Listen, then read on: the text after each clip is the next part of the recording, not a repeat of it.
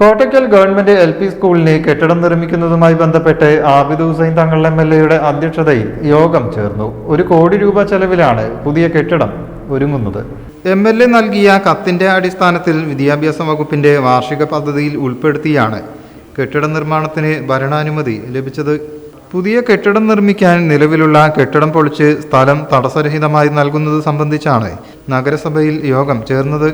നിലവിലുള്ള കെട്ടിടം പൊളിച്ചു നീക്കുന്നതിന്റെ നടപടിക്രമങ്ങൾ വേഗത്തിലാക്കാൻ യോഗം തീരുമാനിച്ചു.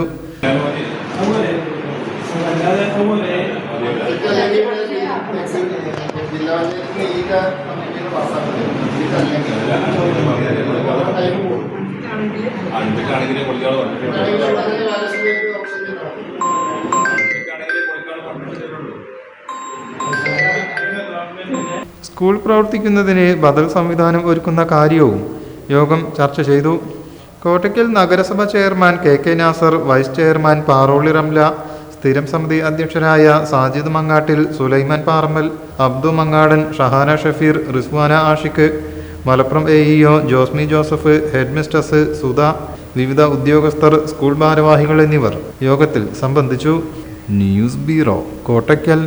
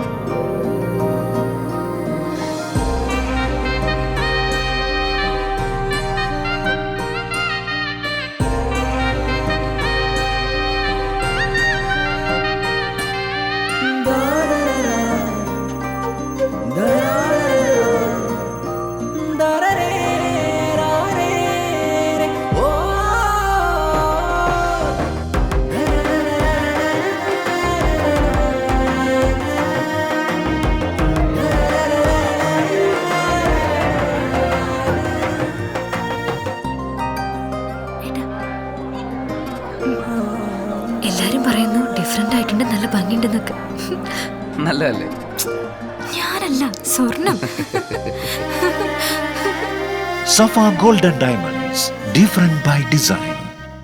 സ്വർണം വാങ്ങി, പക്ഷെ ബില്ല് വാങ്ങിയില്ല.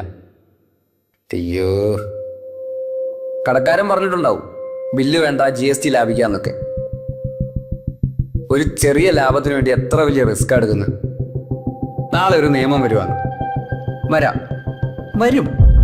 ഒറ്റ രാത്രി കൊണ്ട് 1000-ന്റെ നോട്ടൊക്കെ നിരോധിച്ചല്ലേ, അതുപോലെ നാളെ സ്വർണം പണയം വെക്കണമെങ്കിൽ അല്ലെങ്കിൽ വിൽക്കണമെങ്കിൽ ഒറിജിനൽ ബില്ല് ആവശ്യമുണ്ട് കേട്ടോ.